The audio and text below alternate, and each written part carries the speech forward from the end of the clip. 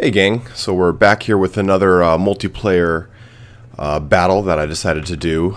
Look, again, still trying to get a little bit better at doing the whole multiplayer competitive side of Total War rather than just the campaign and lore side, which I know so well. But today we have a battle between Bretonnia and Vampire Counts.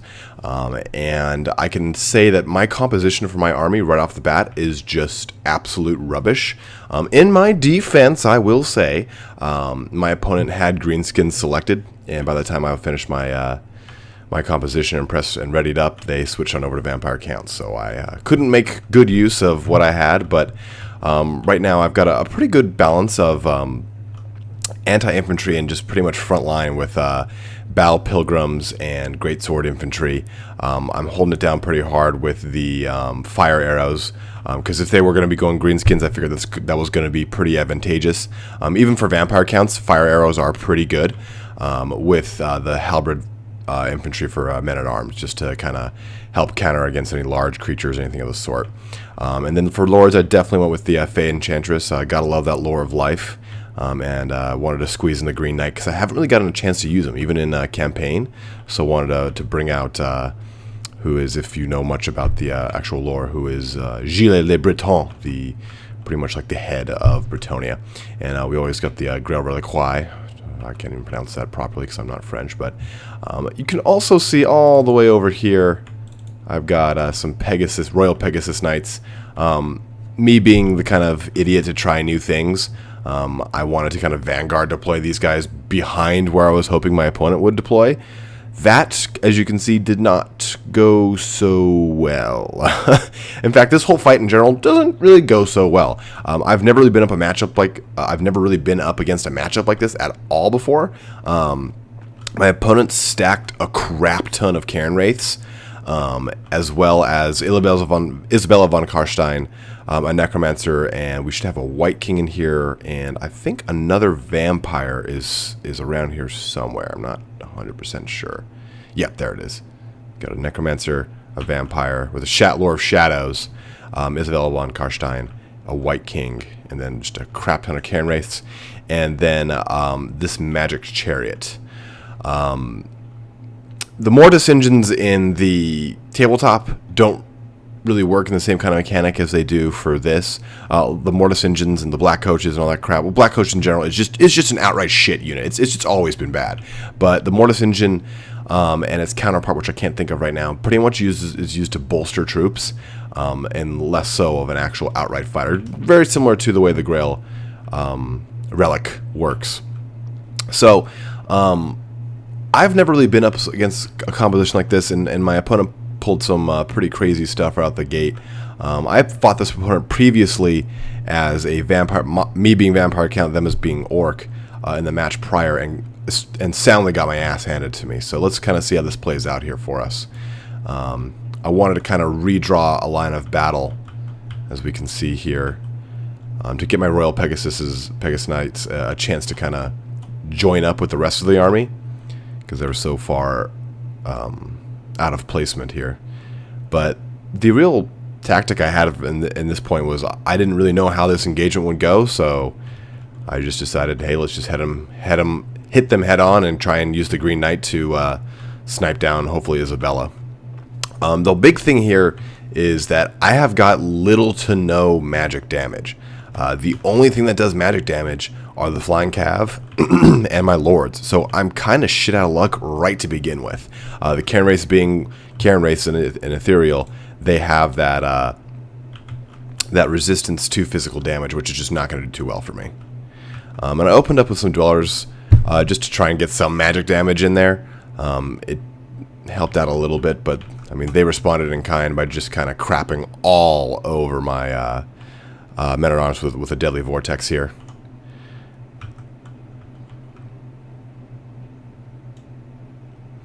As you can see, just did some general charging. Just figured might as well just kind of get this over with.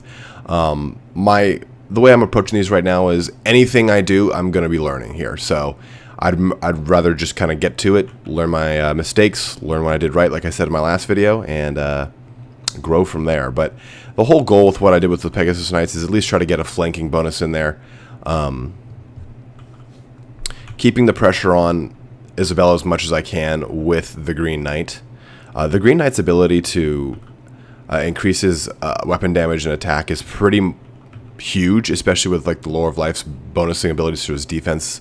It just kind of makes him a little bit more of a wrecking ball. But that Pegasus Knight charge did pretty well to weaken and demoralize the majority of his Cairn Wraiths. As we can see, that doesn't really do a whole ton for me in the back end, but I think it really helps out a lot to get this fight to where it eventually becomes, as you'll see in a bit. I did a pretty poor job again of micromanaging my units, making sure everyone was engaged. These Greatsword Infantry in the back here are just poor, they're out of placement, and only one side of the unit is doing damage, which is extremely detrimental. I mean, I should have probably, in retrospect, engaged them onto these zombies just to make for another flank to get behind the Cairn Wraiths. And my Halberd Infantry is just sitting back here. Again, they could have been better utilized up on the front as well. The Green Knight was doing a better job a little bit ago of knocking down Isabella von Karstein. I had her down a little bit more than what she is, and she got a little invocation up on her and got her health back very quickly from the joint Necromancer and Isabella's magic abilities. I decided okay, I got to get rid of this Mortis engine. I don't know what it's really doing because I haven't really taken a look at what it does in the game, so I really kind of went into this blind, I'll say. But I decided to really kind of focus that down here in the next couple of turns of combat.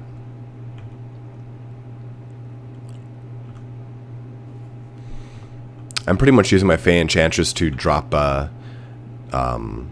magic bombs as best I can to really, there goes, there's another one right there, to try and get as much magic damage out there.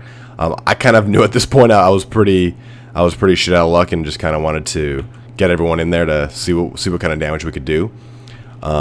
It gets pretty interesting here because maybe the tactic of this type of engagement is to make it so just your heroes are alive, but I'm going to speed this up a little bit. And we can see that majority of my army has fled here, or is fleeing, with my Fey Enchantress kind of squaring off with all the other lords, which is, not great. There comes a point where I'm just starting to drop magic bombs myself just to do whatever kind of damage I can do. My Green Knight's not faring too well either. And in retrospect, I should have focused less on doing damage, and the Lore of Life really doesn't specialize on damage. If you want to do more damage, you should be doing something like the Lore of Heavens. Lore of Shadows, great damage, but I should have been using Lore of Life to use regrowth on the Green Knight properly, or at least bolstering my units a little bit more to deal with the fact that they can't really do outright damage to these guys. Maybe even increasing the attack and defense bonuses on my Pegasus Knights, who are the only units that were able to do much damage in this entire fight to the Cairn Wraiths. But I think the Fey Enchantress, oh yeah, she's broken. She's going to flee away a little bit here. And we can see I'm pretty much down to no Pegasus Knights, just this one simple dude here. And it comes down, speeding up a little bit, and bringing the Fey Enchantress back in. It comes down to another war of attrition, very similar to the last game. I kind of blame that on sloppy composition and also sloppy micromanagement. You really don't want to have blobs fighting in this game. You want to try and have your units as equally dispersed as possible and engaging on as much of a one-to-one basis as you can. You really can't do much. Eventually it does blob up, but again, you do want to have as much dispersed and a line of battle established to flank, to hold secure, or to reinforce for both sides, really. But I have a tendency to get a little excited, get stuff blobbing up, and not properly engaging the enemy like they could. I mean, this whole half of this line could be engaging way more of the heroes and doing more damage than they currently are. And our Fey Enchantress was killed just a second ago here. But we've got our Green Knight just kind of getting ass hammered by the tandem 3-character attack. I think at that point I had focused on trying to get the vampire down. I used what was left of my peasant infantry to kind of narrow out these zombies, but my opponent really knew what he was doing, and I really didn't. And from this point on, it really just becomes he knew that, okay, I just have to break these guys over here. I have to wipe out this bit left, because the match was coming down to pretty much time at that point. With, I think I had like a minute and a half left. He pretty much knew that all he had to really do to keep my army from, or to make my army break entirely, was break this Grail relic. He knew that pretty well, so he mopped up whatever was left out there. You can see him chasing out these peasant bowmen, and I wanted to keep as much of my unit together because I knew that's what he had to target. Because being only that men of arms and both my lords were dead, I didn't really have much in the way of leadership bonus abilities. And he did a pretty good job of splitting me here because I wanted to keep that Grail relic protected, and as you can see, I completely let that expose there for a sec. But he did a good job of splitting using his character's micromanaging ability to make kind of like a Triforce-like attack. For any of you playing Zelda, I'm envious. But he got his White Kink behind me just enough to push right into this gap here. Boom. And then he brought in right through that other gap that I opened up, trying to go after them. So really kind of kicked myself in the ass right there because I left my Grail relic completely exposed. I don't think I would have been able to win either way, but I was dedicated to kind of put it into that last moment there. But thanks for joining us here, guys. Hopefully we'll have a better one next time, and I'll get better as you guys leave comments. I learn what's right, what's wrong, and I get a better idea of how to match these guys up. Thanks for joining. Don't forget to sub, and have a good one.